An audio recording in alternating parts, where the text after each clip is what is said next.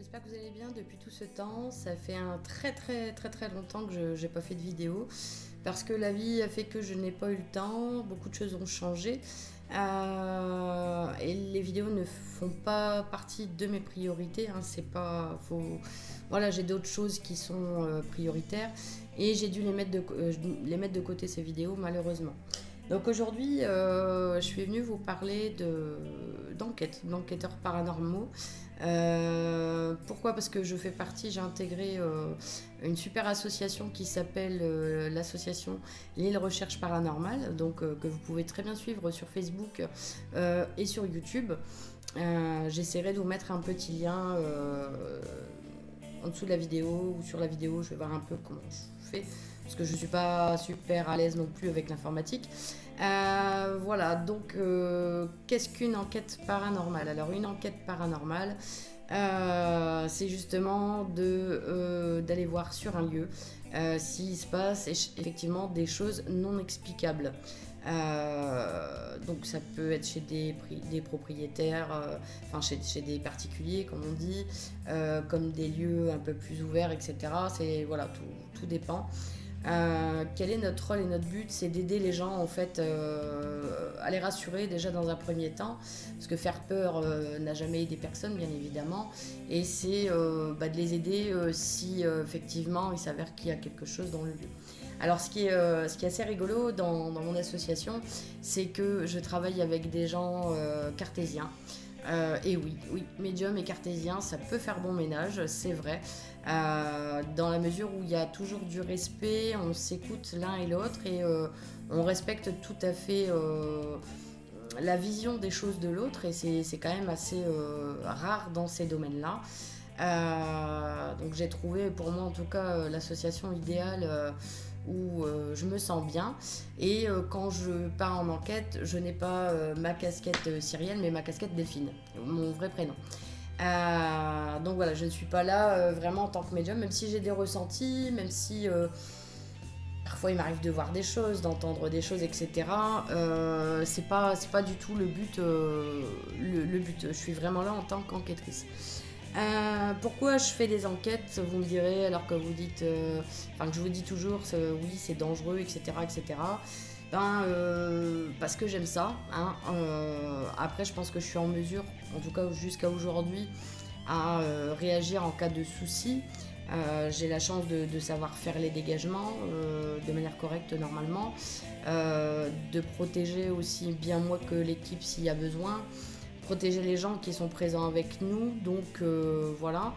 Et je fais pas d'enquête pour prouver qu'il y a bien quelque chose après la mort, ou qu'il y a bien des choses qui sont invisibles et qui ont un impact sur notre environnement, mais plutôt comprendre ces choses invisibles et mieux me positionner, pourquoi pas, changer d'avis peut-être sur certaines choses que je vous ai dites, etc. Alors le but de la vidéo, c'est au-delà de vous expliquer ce qu'est un enquêteur paranormal et ce qu'est une enquête, c'est l'intérêt qu'on en a, et puis les dangers aussi liés à tout ça, parce que comme dans mon métier, on a aussi des gens qui font soit n'importe quoi ou qui roulent les gens. Ça, c'est malheureusement une réalité. Le but du coup, c'est de vous expliquer un peu mon point de vue sur la question et de vous permettre peut-être d'y voir clair avant de soit vous-même entrer dans une équipe ou en monter une, ou éventuellement de faire appel à une équipe. Donc une équipe sérieuse, en tout cas nous c'est le cas, c'est pas parce que c'est la mienne que voilà que je suis avec eux que voilà.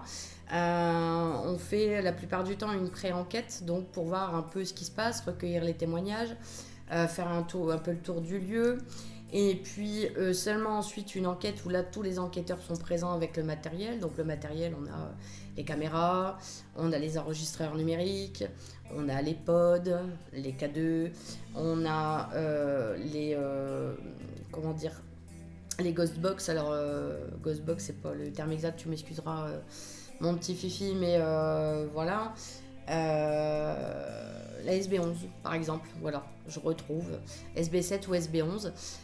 Donc tout ça, vous pouvez regarder un peu sur l'île paranormale, où on voit un peu tout ce matériel-là, en fait, finalement, qu'on utilise systématiquement lors de nos enquêtes.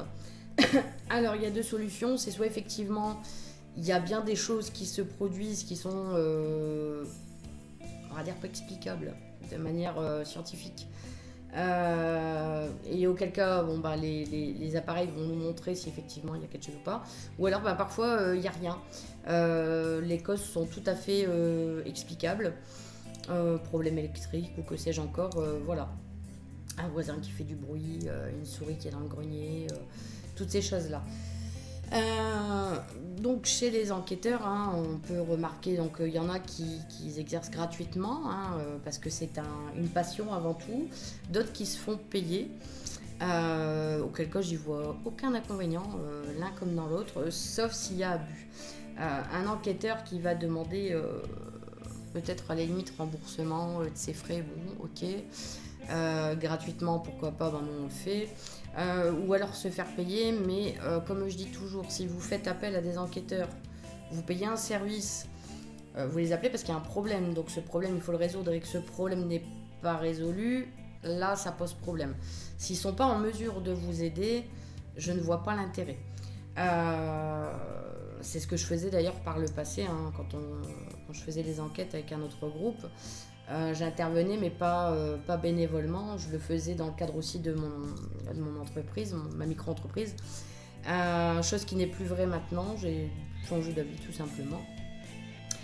Donc que dire de plus, faites attention aussi parce que parfois je vois, parce que les gens nous appellent et puis parfois nous expliquent qu'ils ont fait appel à plusieurs enquêteurs. On a des enquêteurs qui parfois font de la Ouija et ce genre de choses. Et bien souvent, les choses ne s'arrangent pas. Alors il y a plusieurs solutions. Peut-être que la séance n'a pas été correctement fermée. Peut-être que la personne n'a pas nettoyé les lieux juste après.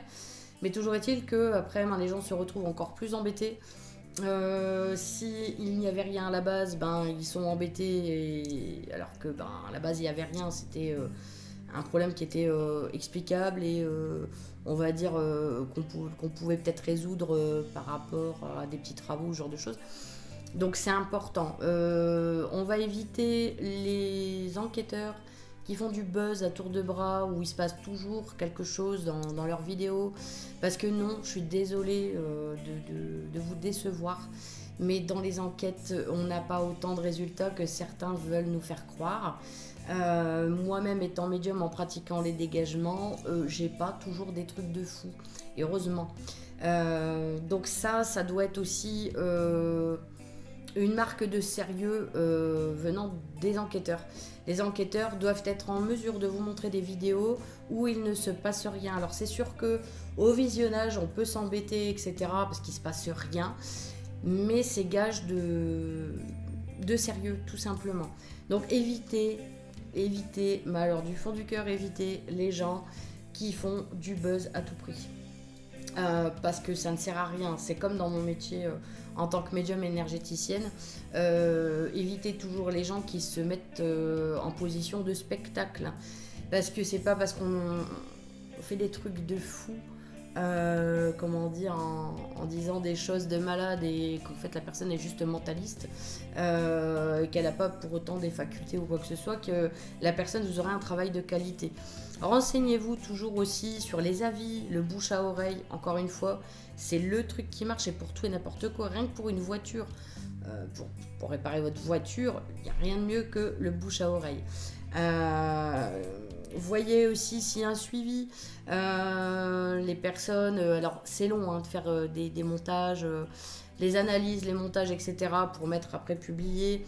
Je sais qu'il y a des enquêteurs qui restituent, qui font des restitutions, tout ça, etc.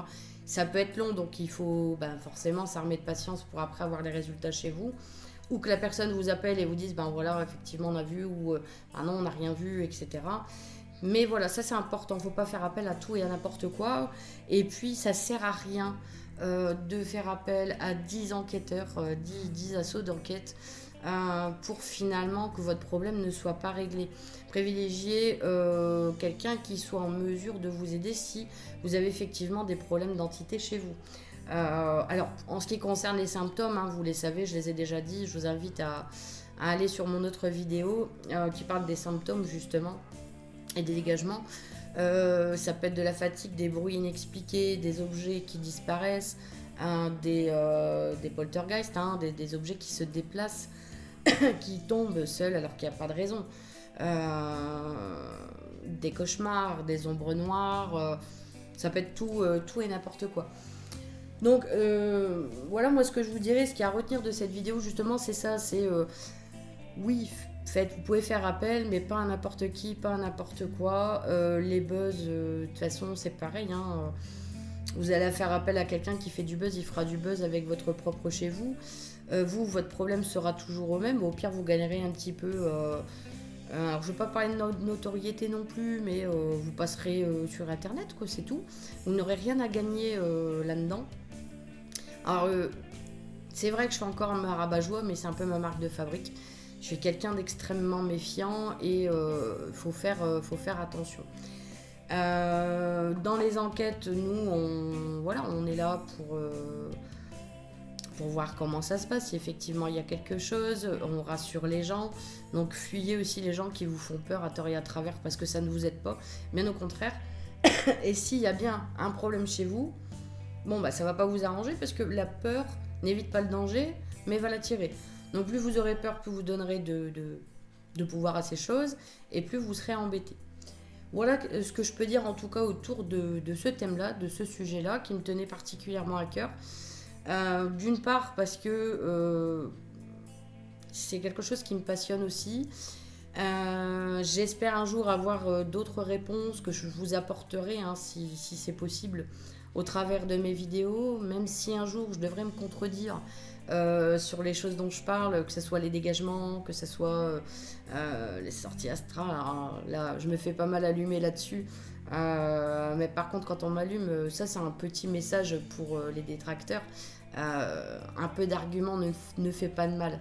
C'est bien de me dire que c'est pas dangereux, de m'insulter, de me dire que je suis une menteuse ou quoi que ce soit, mais dans ce cas-là, prouvez-le moi que le danger n'existe pas, parce que moi, les dangers, je les vis au travers de ma vie, je les vis au travers des autres vies. Donc ça, c'était une petite aparté, et au pire, je ferai peut-être un petit direct sur YouTube ou Facebook pour en parler, pourquoi pas. Donc voilà, donc je vous invite, en tout cas j'espère que j'ai fait le tour de la question, parce que là comme ça, il y a tellement de choses à dire que voilà, si je vois qu'il y a un manque dans la vidéo, ben, j'en ferai une deuxième, il n'y a pas de souci. En tout cas, ça me fait grandement plaisir de revenir en vidéo. Je suis désolée de ne pas avoir été très présente ces derniers temps, mais je l'ai été différemment auprès de personnes qui avaient besoin de mon aide. Sans compter mon travail à côté, etc., ma famille. Je vous remercie aussi pour tous ces encouragements. Je reçois régulièrement des mails ou des messages sur mon Facebook pour m'encourager et ça me fait chaud au cœur. Je vous remercie beaucoup. Alors je vous dis pas encore une fois que j'ai la vérité entre les mains puisque je la cherche encore. Je suis pas là pour faire du lavage de cerveau aux gens, je suis pas là pour pousser les gens à pratiquer, je suis juste là pour transmettre ce que je sais ou pense savoir en tout cas, hein, parce qu'on n'a pas la seule certitude qu'on a c'est qu'on ne sait rien. Je vous informe aussi que je vais avoir tendance à être beaucoup plus sur Facebook que sur YouTube où ça sera un système de visioconférence où les gens, vous pourrez me poser vos questions en fait en direct, ce qui pour moi est beaucoup plus simple. Et puis dès que je le pourrai, je ferai d'autres vidéos. Comme je vous l'ai dit tout à l'heure, les sujets c'est pas ce qui manque. Que dire de plus? Merci d'être là. Je vous dis, j'espère à très bientôt. N'oubliez pas, vous pouvez toujours me rejoindre sur mon Facebook, donc ma page Cyrielle, SIRIE2LE. M'envoyer un mail. Et puis voilà, au plaisir d'échanger avec vous et j'espère à très vite. Je vous souhaite une agréable journée puis je vous dis à très bientôt.